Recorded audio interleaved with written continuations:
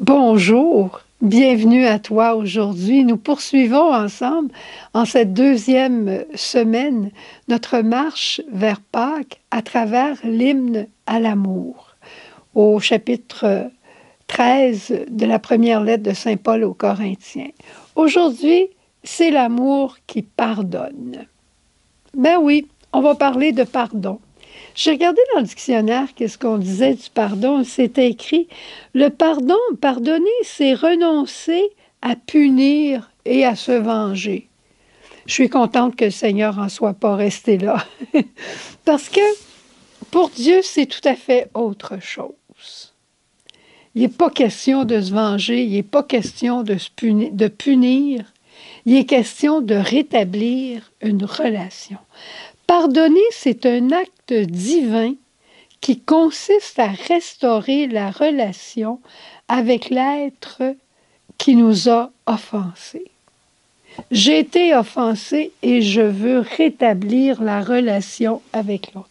Et regarde le geste que je fais, c'est le geste que Jésus a fait. Quand Jésus a pardonné à Zachée, il l'a vu dans un arbre, puis il a dit, Zachée, descends, je vais aller manger chez toi.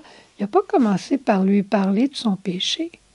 Quand Jésus a parlé aux pharisiens, puis il leur a parlé de l'enfant prodigue, il a dit, le Père, avant même que le Fils dise quoi que ce soit, quand il l'a vu au loin, il a dit, viens-t'en, mon fils, viens, on va faire la fête. Il a écouté juste en partie la confession de son fils. Il était tellement heureux qu'il revienne. Et quand la femme adultère était là par terre, qu'on voulait la lapider, il s'est penché sur elle. Et le grand signe de la réconciliation, en Jean 13, le lavement des pieds.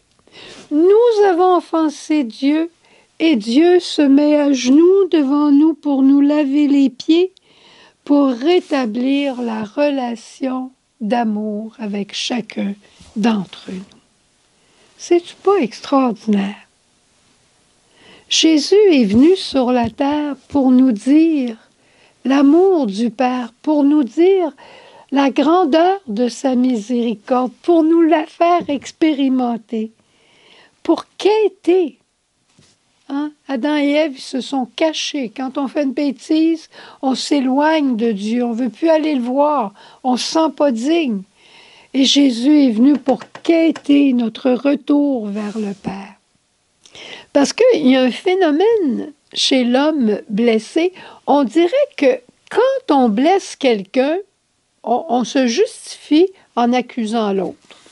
As-tu déjà vu un enfant qui a volé quelque chose à sa maman dans son porte-monnaie? Puis on dit à l'enfant, mais pourquoi tu as volé? L'enfant, il ne va jamais dire parce que je suis un voleur. Il va toujours dire parce que maman ne m'a pas acheté ce que je voulais, puis je voulais l'avoir. Si on demande à un époux, pourquoi tu as été infidèle? Il va probablement dire, parce que mon épouse, elle s'occupe juste des enfants, puis elle ne s'occupe plus de moi.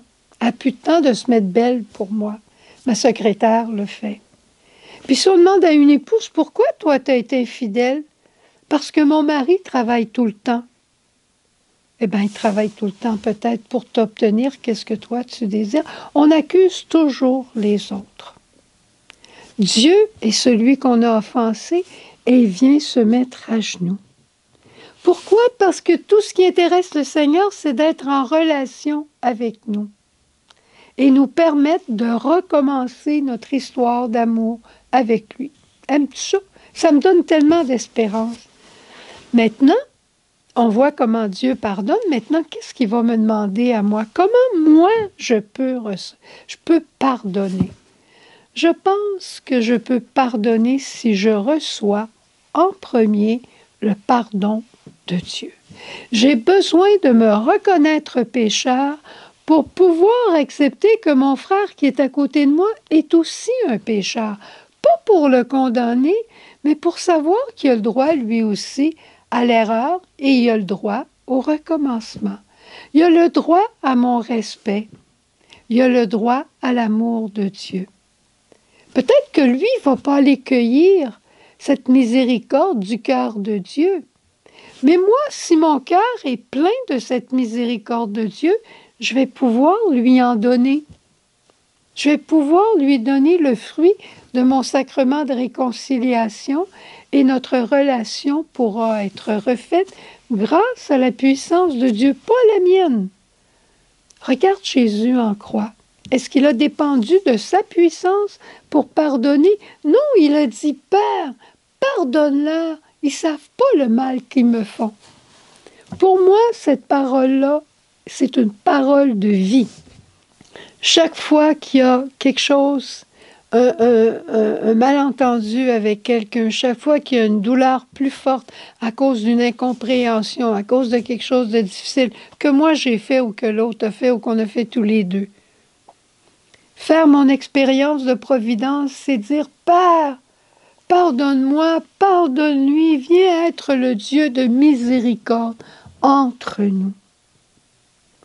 Et quels seront les fruits du pardon? La communion. Jésus est mort pour cette grande parole. Père, qu'il soit un, comme nous sommes un. Dieu nous veut unis à lui, mais il nous veut unis entre nous.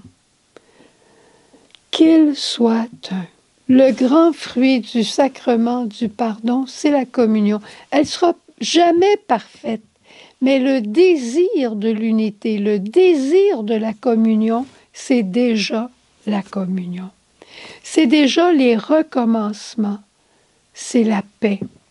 La paix, ça ne veut pas dire d'éliminer tous nos ennemis, tous nos adversaires, puis faire le ménage autour de nous. Parce que quand on élimine nos ennemis, ils viennent riposter contre nous. Puis là, on se retrouve dans un mode de guerre. Puis j'ai pas besoin de faire de dessin. Qu'est-ce que ça veut dire? La paix, c'est un don de Dieu qu'on reçoit de sa miséricorde, fruit de sa mort et sa résurrection. On va la célébrer, la paix de Pâques. Cette paix-là, je te la souhaite. On l'obtient dans le pardon. Et on dit que les plus grands saints péchaient 7 fois par jour. Eh bien, moi, j'ai un défi à nous lancer aujourd'hui. Si on essayait de pardonner 7 fois par jour, je pense qu'on mettrait fin à toutes les petites guerres autour de nous. Essaye aujourd'hui de voir s'il n'y a pas 7 occasions dans ta journée pour pardonner. 5, 6, 7, peut-être 10. Des petites affaires de rien. Mais tu es obligé d'excuser l'autre. Tu es obligé de passer par-dessus. Tu es obligé de faire comme si tu t'en es pas rendu compte. Tu es obligé de vraiment pardonner dans une expérience de providence. Bonne journée dans le pardon de Dieu. Au revoir. À demain. Jésus.